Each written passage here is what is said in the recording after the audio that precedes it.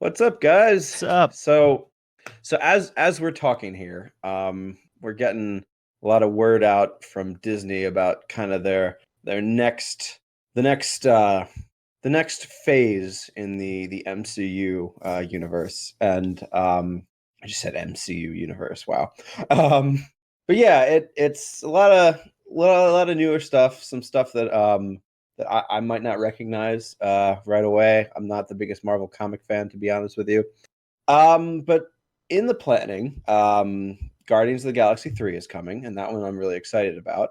And one of the rumors is that they're one of the I don't know if he's a villain. You probably know more about it, but one of the characters is going to be Adam Warlock, played Hey. by one Zac Efron.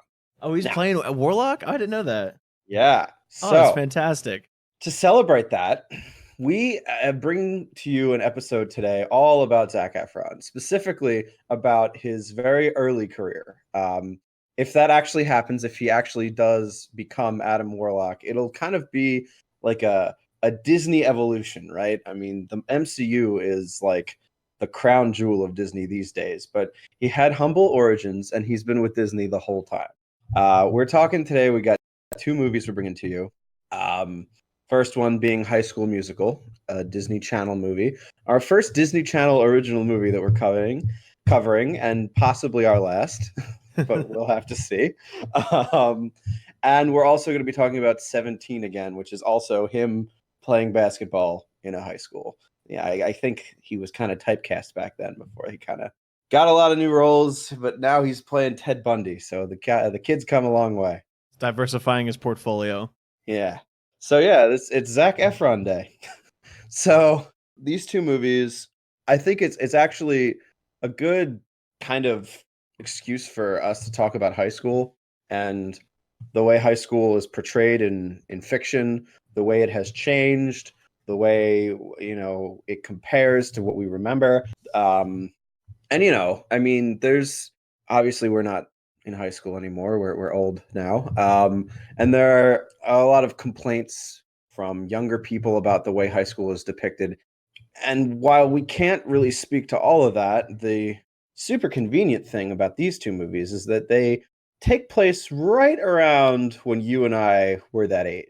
Yeah, it was a 2005 to 2009 were the two movies, I believe. Yeah.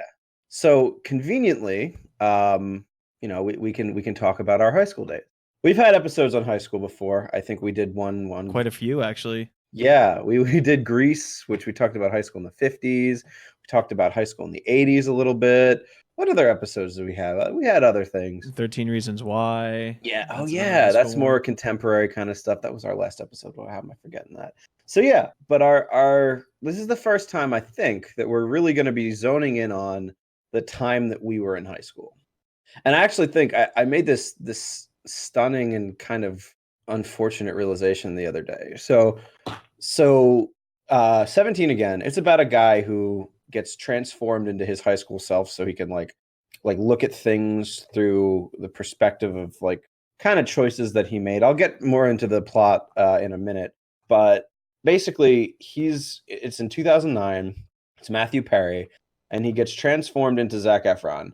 And they show him early on of what he looked like in high school, and it's the same thing.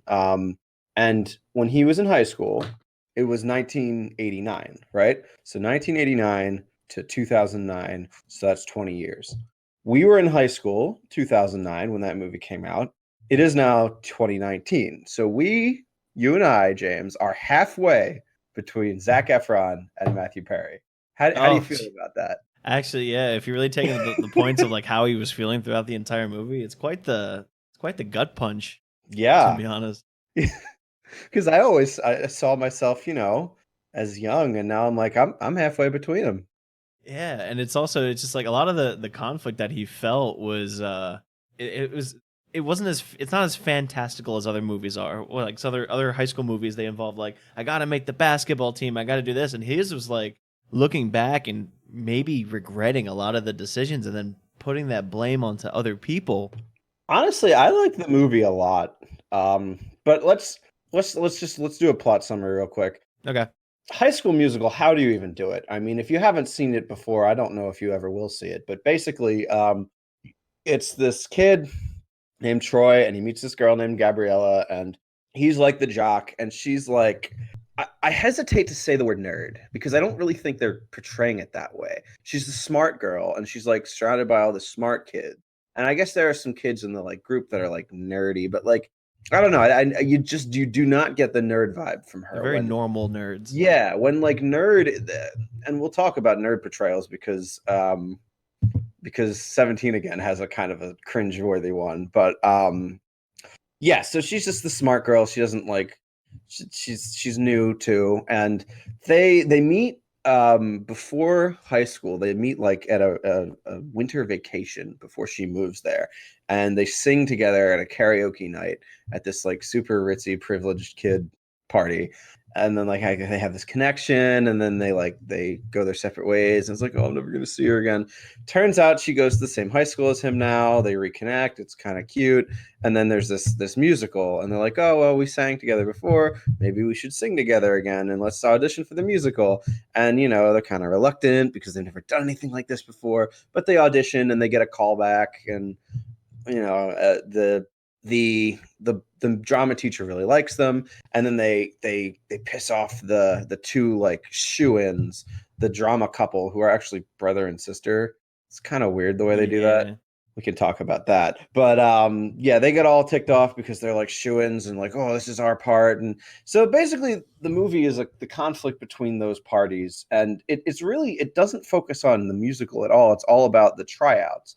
So it's them in the lead up to the tryouts, and everybody, in the school kind of like erupts into this like almost like rebellion against like doing what you're supposed. I don't even know how to describe it, but like kind of just like staying in your lane. It's kind of Yeah. like trying to reinforce clickiness, and people are trying to like break the mold, and they're like, "Oh, you got to stay in your lane, man."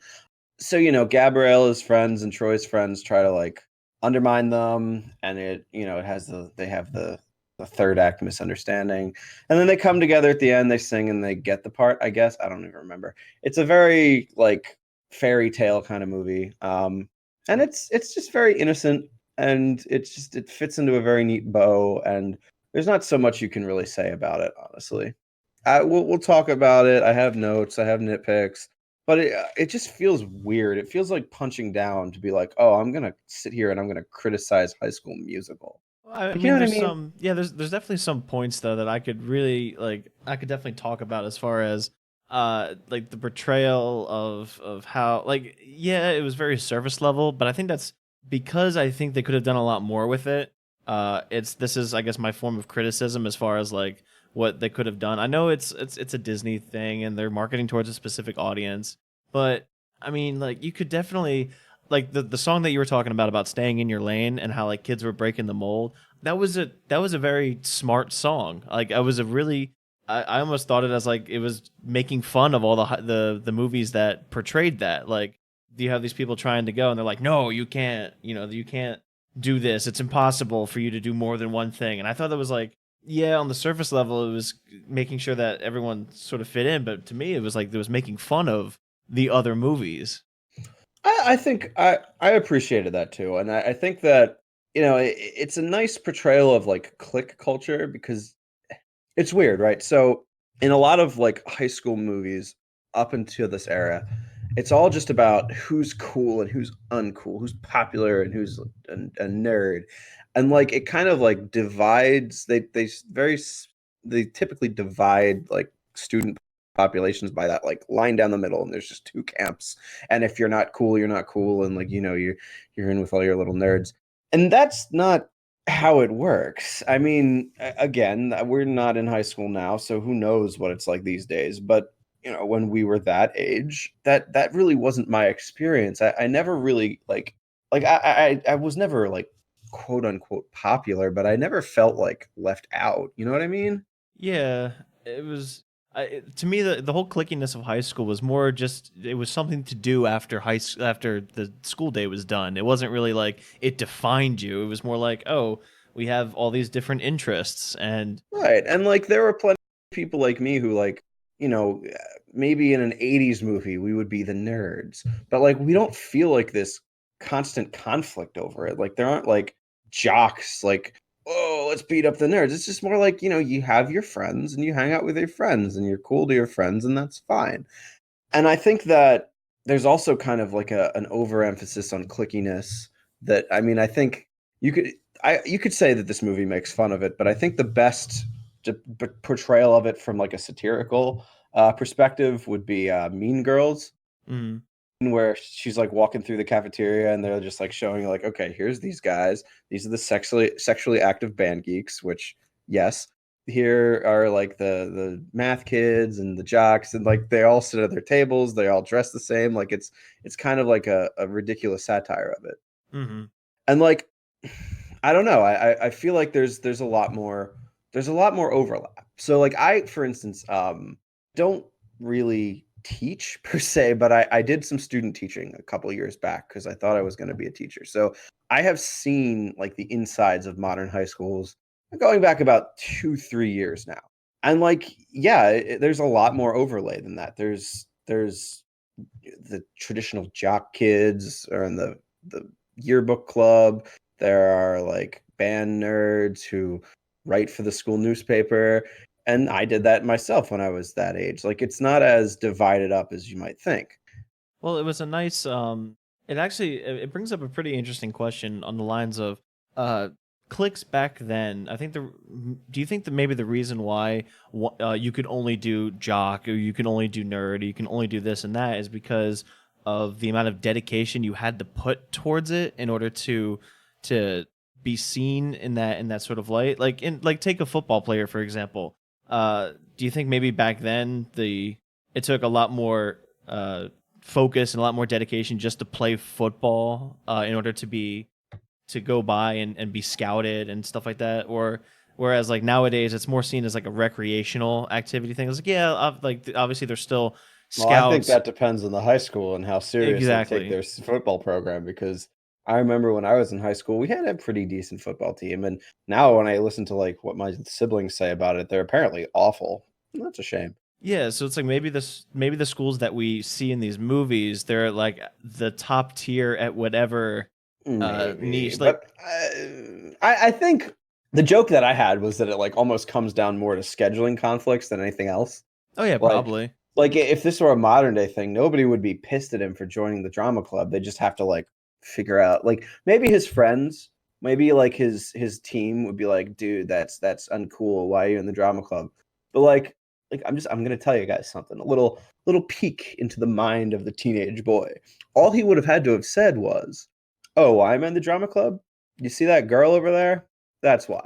And they all would have been like, "Oh, okay, I get it now." Like, come on. Well, I know there was another sort of thing, and I saw this a bit with the shoe-ins that we were talking about before, and it's the idea that assuming I mean in the High School Musical, I don't think they were seniors. I think they were probably at least juniors because I know the third movie is about their senior year. But you have these people that dedicate themselves to drama, and they're possibly going to make a career out of it. So they want people to scout them and whatnot. And then when somebody comes along with natural talent and has the capability of taking your spot after you work so hard, there's going to cause a lot of strife. And that's what kind of I saw or what I sort of extracted from that whole interaction, the fact that like they were really pissed off that he just kind of him and Gabriella just sort of walk on and sing and then suddenly get the part, so you can see like I mean they could have done something with that, but then again Disney simplistic surface level, kids blah blah blah, but I feel like there's a lot of good avenues that this could have went and they just chose not to. Well, here's my theory, right? I think the reason that every movie that you see before this was like, oh, you have to stick with your niche. You have to be in your clique, and if you're not, you don't belong. And then 2, 3 years later, we went to high school, and that wasn't the case. High School Musical solved it, guys. Yep, everybody watched it, and they're like, oh, okay, this is how we got to do it now, and it solved our problems. That's it, diversified everything. But yeah, I mean, I got some notes here, and none of it's really important. I mean, I don't want to pick this movie apart. There are some funny parts, like when they first start singing together. In the very beginning, they're doing the karaoke, and like Troy knows exactly when to put in like an Yeah. like harmonizing, but also like that like little early 2000s like ooh, and like that just it hit. And then like I wrote down this was back when you could still name your character Chad and nobody would care. You couldn't really do that anymore. I mean, you could do it, but there would be so many like underlying things that you would draw from it. But yeah, I the reason why I suggested we add another movie to this is because I have so little to say about High School Musical. I know for me, I just have a pitch. Like my pitch was focused more on High School Musical. Oh, good, go for But it. yeah, sure. So I have to premise it with a question first. Have you watched Blue Mountain State, Joe? Not most of it. I think I saw like one or two episodes when we all Okay. lived together back in the day. You showed it to us, and I loved it, but I didn't like ever. You know what I think turned me off was the fact that it was canceled after like two seasons. I'm like, oh, I don't want to get all into this, and then Yeah. not get to enjoy more of it. But maybe I will someday. Well, in the show, there's a concept. There's a specific concept that is a theme throughout the entire series, and it's with the main character, the protagonist. I think his name is Alex. Yeah, Alex, and he's the third string quarterback. Not because he's not good enough, but because he realizes that that is the peak of it's like the peak efficiency of the amount of work he has to put in versus the amount of payoff that comes as a result. So for those of you who haven't seen the show, they play football. He's third string quarterback, and he says a line in the movie, excuse me, where he's like, "I get all the perks of being a starter because I'm third string, but I don't have to put any of the work in because it requires the first string and the second string to be injured for him to see any play. So all he has to do is go to the practice and still go to the party and be considered a starter." And I got sort of that vibe when I was watching High School Musical, not because of Troy, but because of Cordon Bleu, that guy, Corbin Bleu. Uh, Cordon Bleu. and the reason why is because so he throughout the entire movie he was really trying to get Troy to stay on the team, like stay on the team, and he kept on emphasizing that Troy is the reason why they win. And I was thinking, what if Corbin Bleu was that Alex? He was the co-captain, and because there was such an emphasis on Troy, one because his dad was the coach, and because Troy, is the star player. You can write a movie based around the fact that Corbin just wants to ride out high school with the benefits of being the co-captain and letting Troy do all the work as captain. Hmm. And so it's sort of a little bit of a darker twist. And when Troy finally breaks out and wants to do drama and wants to diversify himself, Corbin Bleu sort of reels him back in and says, "Nah, that's not reasonable. Like you're the star player. You're gonna prevent us." And it's only because Corbin doesn't want to be captain and have to put in that more of that work in. And also you can have something that because he's not a good of a player and he doesn't want to lose the games and therefore have all the blame be put on him. He would rather just sabotage Troy and his chances with Gabriella and possibly going into something that he might be passionate about just so that he can sort of ride the wave of high school being popular and getting the fame of and all that. And I think you can make a really good movie out of that. And then you can have the sort of the pseudo So villains. is it Okay, serious or is it a comedy? it's like hoodwinked series of like it's serious but not really where Hmm. it's kind of like over the top because like obviously like if you say it out loud like I'm imagining Corbin Bleu like on the court giving this speech to Troy and being like you've been under my control the entire time even though Mr. Captain blah blah blah, so you can be really like ridiculous about it like in the whole Disney fashion. But it's sort of a red herring because you think the drama kids are the ones that are the villains, but in actuality, they're just concerned because they want to actually make a career out of it. Like I was telling you before, they want to be scouted, and they're afraid that Troy can just come up and not take it seriously, but because he has talent, takes their spot or takes their chances at something that they worked hard for. And so you have this sort of bait and switch, this little twist that you can do with the movie. And I was like, wow, like you could because it's a good concept. I think that's actually quite more of a common concept than in high school than we may think. It's. I mean, I don't really have. I just have a feeling on it. I don't know if it's actually statistically true, but I feel like at least when I was in high school that people had a tendency of riding the wave out. Same thing with a lot of people I knew in college. They would just ride the fame of somebody else and sort of just catch it behind, because you don't have to put as much work in if you're just riding the wave rather than creating it. So like coattails kind of thing. Yeah, pretty much. All right. But yeah, it mostly sparked because of that concept from Blue Mountain State. I remembering it and just like sparking up as I was watching High School Musical. All right. So with that, you want to get into the next one? Yeah. Okay. So 17 again is about a father. We'll start there. So is Matthew Perry. One of the later things that he's done. Interesting enough, I just started rewatching Friends, so it's like crazy seeing him again. But like, he doesn't do much these days. I think he kind of fell off. Something happened with him. I don't think people like working with him anymore. I forget this. There's like a commercial here and there, but I think that's Yeah. about it. But anyway, he plays a dad. He's not in the movie long, but essentially, when he was in high school, he was this basketball star. He could have gone and gotten a scholarship to play basketball. Looked like for Syracuse. But then he found out that his girlfriend was pregnant, so he left the team so he could stay in town and marry her. And then he gets a job with a pharmaceutical rep company, and he's just kind of like resentful that he gave up that shot.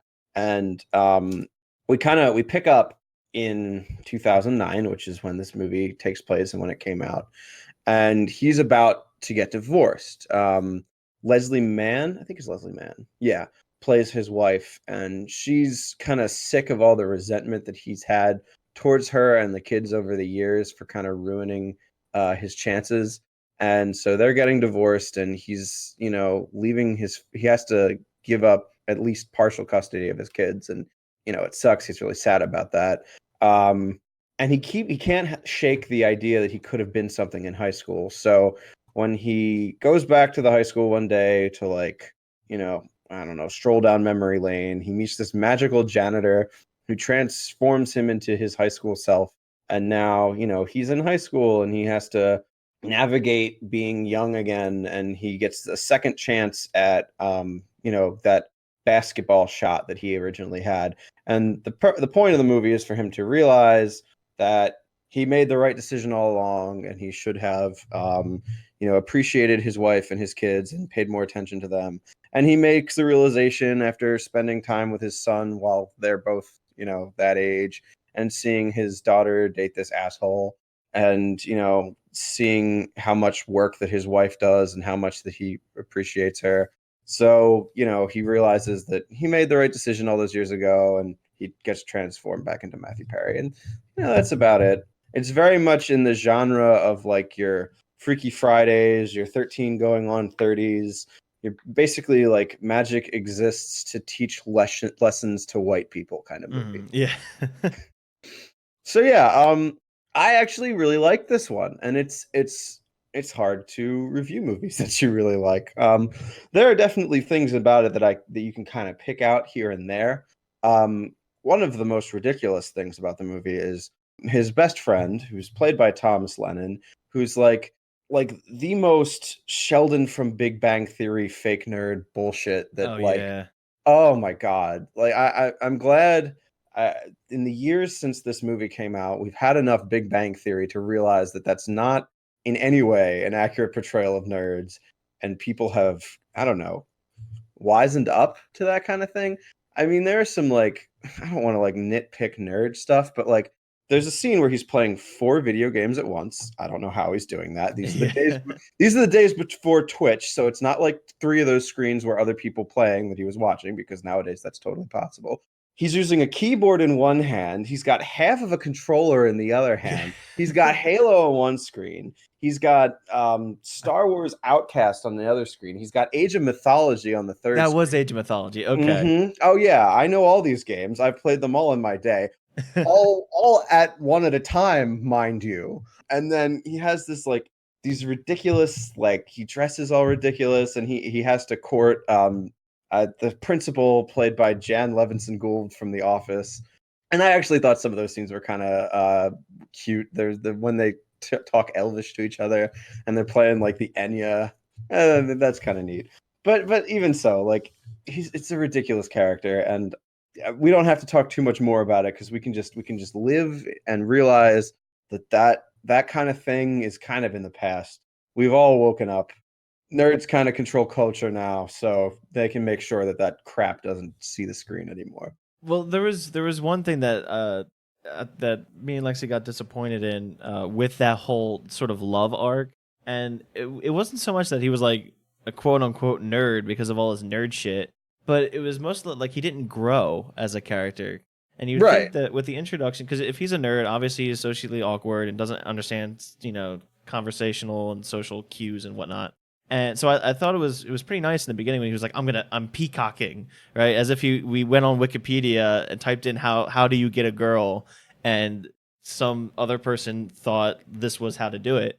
And And then he walks into the office and she's immediately like, "Are you peacocking?" yeah, no, that was a good start. And then what they could have done was gradually over time he can understand that and fix small things to try to like act quote unquote normal, or like just understand a little bit about society, like about the social cues.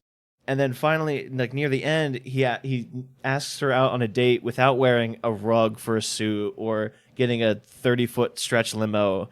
And then at the very end, she can walk in, see all his nerd stuff, and then she could be like, "I'm a nerd too," and then it would make the post credit scene also like way more impactful. But then you also feel for the guy because he grew as a person, and then he realized like you don't have to act normal, you just have to be yourself and not have to follow any sort of instruction manual or I think the point that the movie was trying to make was like, oh, he's cool, he's fine how he is. He shouldn't have to change himself for anyone, and I get that. So I wouldn't want them to like tone down the nerdiness. I mean, I would like them to just bring him down a level, just overall, but not like part of his development. Just like make it more accurate.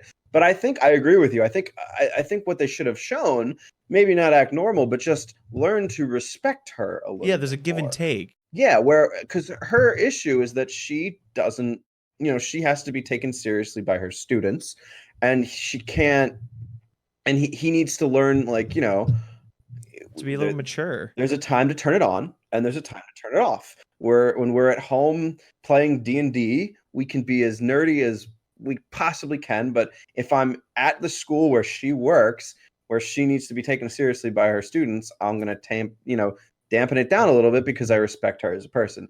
That would have been, I think, a good development, a good, like, a good maturing from the character that doesn't take away from the overall point of like, look at him, he's a nerd, he's living his best life. Yeah, I think you said it way better than I did. That's exactly what I was trying to say, and you hit the nail on the head. It was about maturity and respecting her in certain scenarios, and then coming Right. back and You can still be mature and love Lord of the Rings. You just have to, you know, uh, it would be completely different if she worked at a comic book store.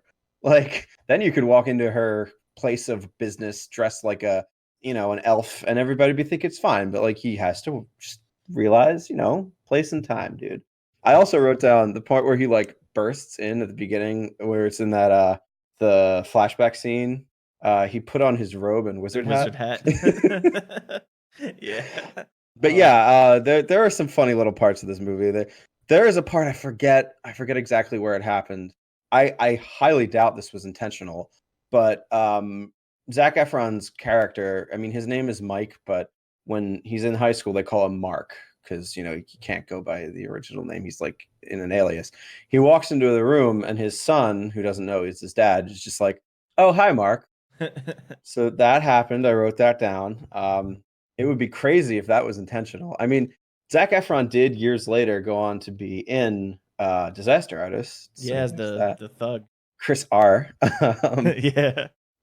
But yeah, I think the only I had two other nitpicks, and it was Zach was too dad. yes, Like he was way too over the top, especially since he knows he has to be sort of undercover, I guess, and I have a trying to couple help notes his on that.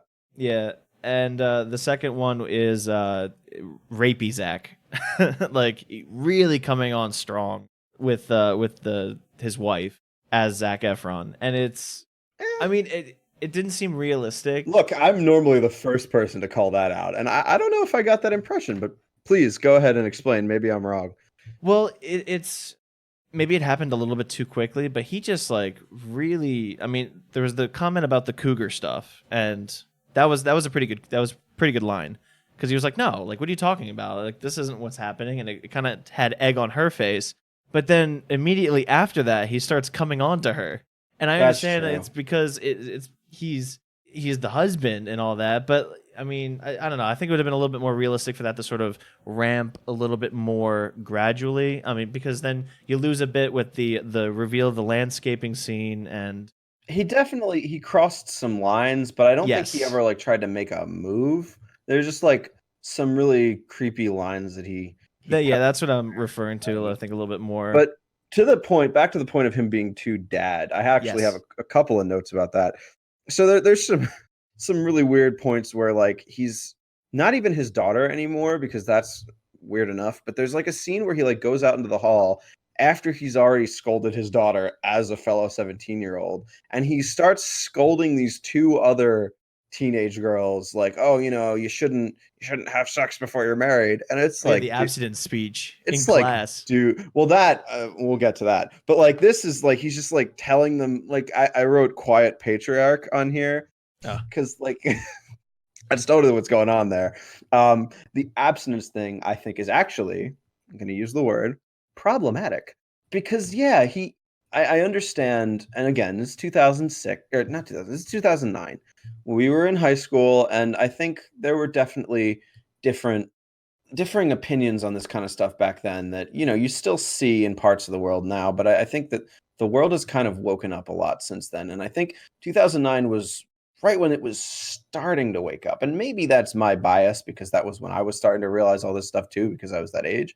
But he has that normal, like, you would think, oh, it's the dad, you want to tell everyone that they shouldn't have sex before they're married, hmm but like that is bad advice to be in the school, right? And to be telling people, oh, you shouldn't be handing out condoms, you shouldn't be talking about safe sex and all those things, coming from a guy who the entire plot of the movie is that his life was ruined by a teenage pregnancy, is now preaching to these children be having safe sex. well, I think that's sort of why he's doing it. Right. I think the movie was kind of on his side though, because like the whole point, right, of his arc was it didn't really have anything to do with the them having the kid. It was his decision to, To marry her. choose, yeah. Right, because she gave him the option, to kind of like, bail out, and he didn't take it. I mean, she would have And been just as pregnant after the game. That was a little bit of a right, but I think she kind of gave him the option to not support her, and he again he did the right thing. mhm. But he has to take the whole movie to learn that. And that's actually kind of unique in that aspect where typically when you have to have a character learn a big lesson, the lesson is, you should have done X at this point. You made a mistake. You need to realize that. But actually, this movie's point, the whole point was, no, you did the right thing. Now you need to come to terms with that. You need You to need to realize realize. it. But the movie kind of, I feel like it framed it from like it was on his side in that scene where they're like, no, this is what a dad would do, and moreover, this is what you should do. He stopped them from handing out the contraceptives, and everyone like kind of like sided with him, like, yeah, you're right, we're not going to take these. And like that just preaches this kind of sex negative, lesson that doesn't come across well, especially in a movie with the plot and the premise that this one does. Yeah, I mean, you could have used that bit a little bit more for comedy. I mean, Yeah, I think it was played a little bit too straight. yeah, there was definitely a lot of line crossing moments, and this was one of them, I believe, because he could have had his not a speech, but he could have had a line of like, yeah, we should totally do abstinence and not have to worry about sex until we're married, and then somebody else could have made a much more recent comment of saying like, all right, 1970s, they want their their outdated education back or something like that. That was cheesy, but you get what I'm saying, right? It sort of puts that sort of thinking down and embraces a much more sex positive thing, and it's the movie sort of doing both things at once while not making it sound so cringy. I mean, there are still parts of the country where abstinence only is like the law of the land. I think I don't even know. Definitely at that point there was, because I remember that was a big debate when I was that age. It was one of the, we were in the midst of a pretty heated culture war at that time, and we are again. But there was a little brief bit in the middle where we kind of calmed down. But yeah, that was a point of contention. That was something that was being debated around that time, and I think this movie might maybe come down a little bit on the wrong end of that. There are other things I wrote down along that same line.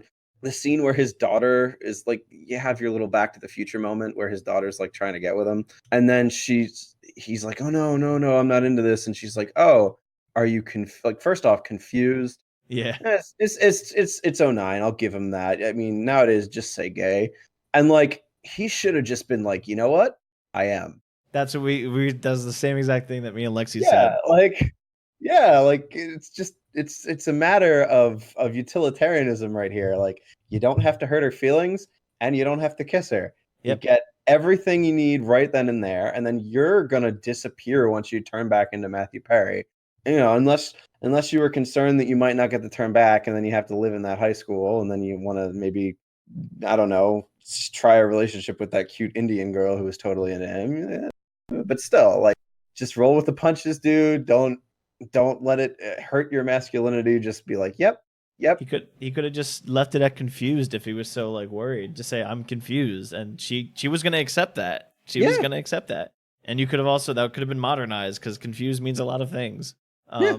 But the one time where dadding was actually a good series was when during the bowling alley scene where he's lecturing the women who are trying to like who are just deconstructing themselves on trying to throw themselves at him, and he's sitting him down to give him this pep talk, and he's I like, don't know if I agree with that. I well, he was just the dad trying to lecture them. He's like, "This is another dad's issue." I thought that was pretty funny because of the whole It dad was issues thing. funny, but like, who are you to say what their self-respect is? Like, there was a part where they like literally took it to like the ridiculous angle where she's like, "Oh, I don't care, use me." I thought that was You kind don't of have to clever. remember my name, yeah. Right, exactly. But like that whole like, I don't think we should be shaming people for saying what they want. It certainly helps clear up the whole. I don't know, the big question and the. I don't know. Well, it also to me it's sort of as a representation of like the older generation talking down to the younger generation, and they could have played it a Yeah, little bit better. And I thought it was a good scene that was funny and also like sort of poking fun at the older generation. If they played it a little bit better, I mean, maybe make them not as airheaded and a little you bit know, more like I'm just realizing it now, but I think that our criticisms of this might be stemming from a bigger thing that we're not realizing.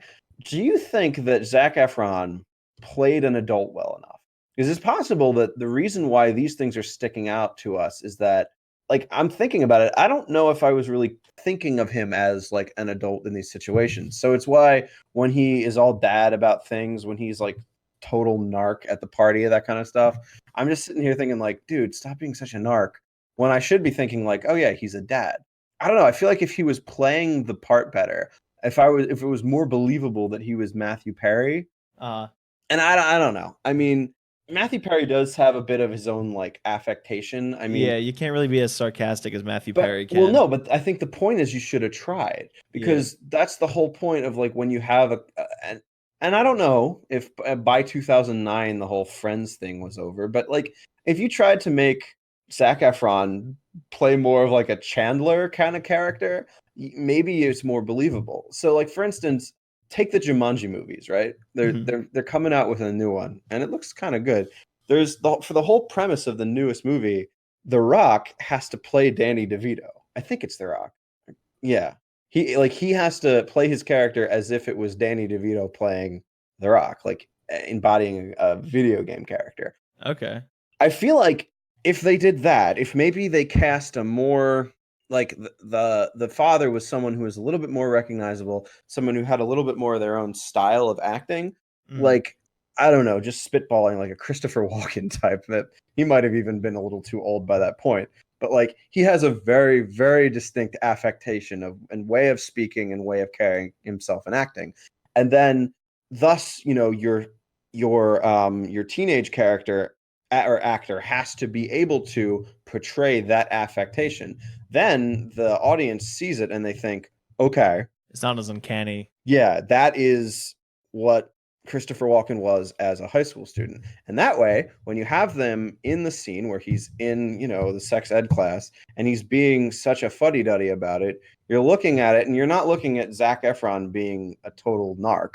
You're looking at Christopher Walken in a high school. Now, Christopher Walken, I think, is actually a terrible example now that I think of it, because I don't really think of him as like a dorky dad. He's kind of more like a badass kind of figure. So maybe you'd need somebody not, but my point is somebody with a very specific affectation that you could try to embody to try and make the audience believe, no, this is a high school a middle-aged man in a high schooler's body.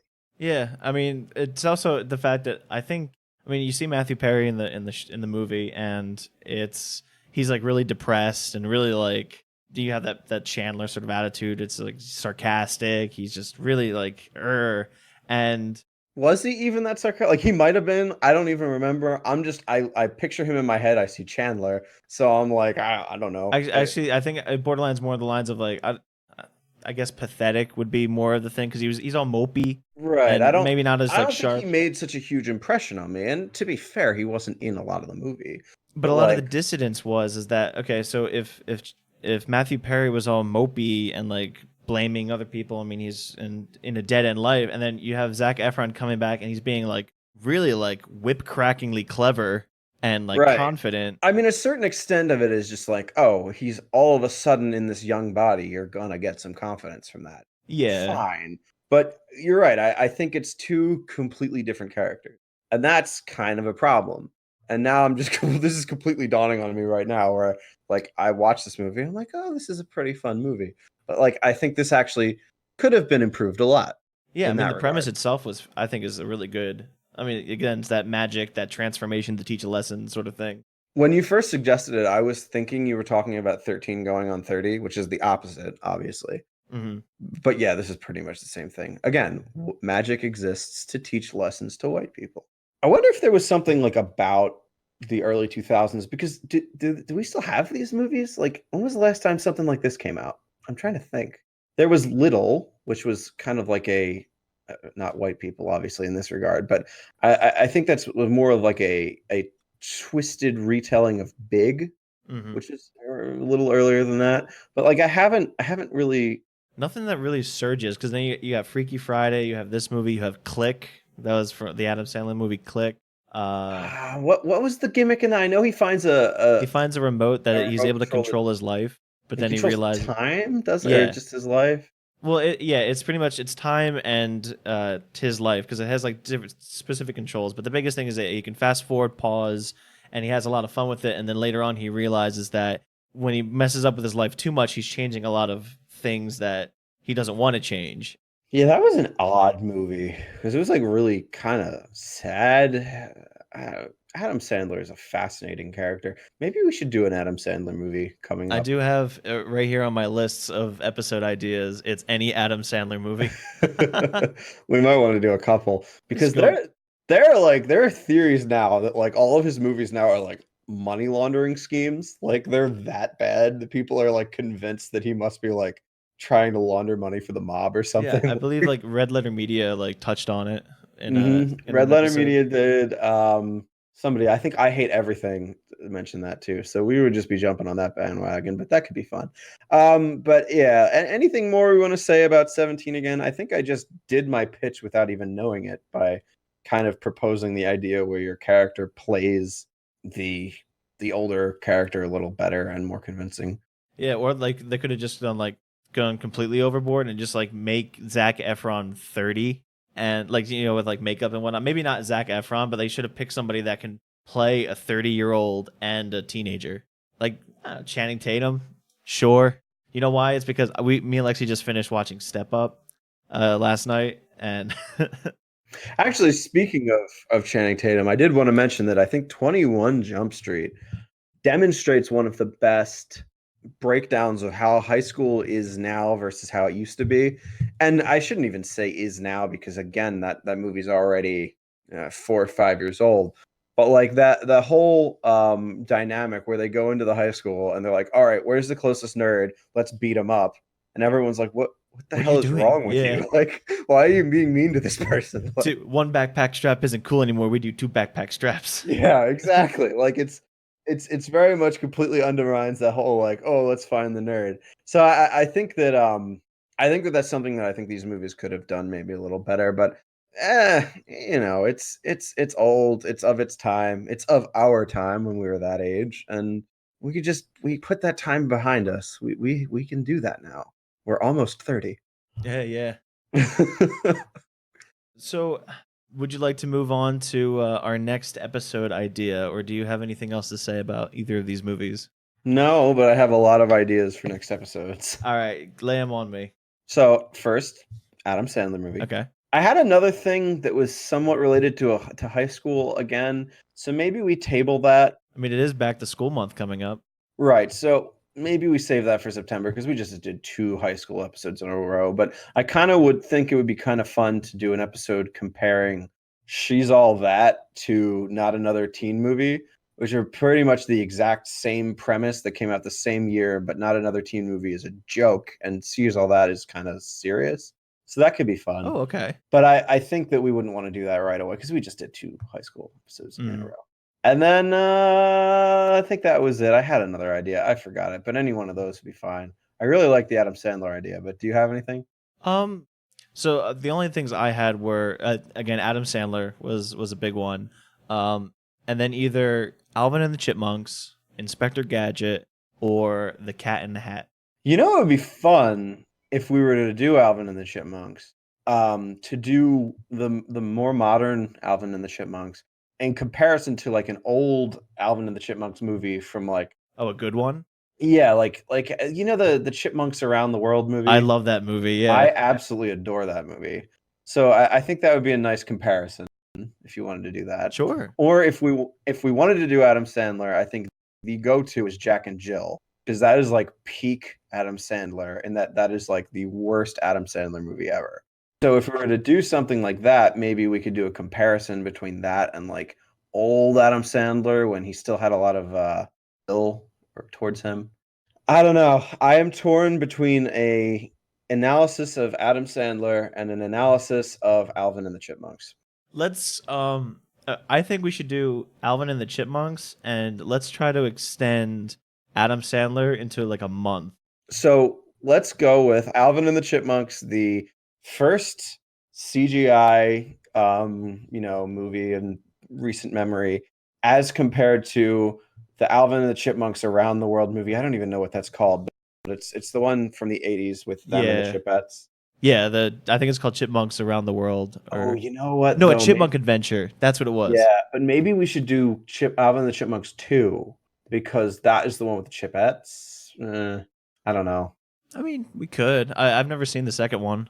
I've never seen any of them, any of the modern ones.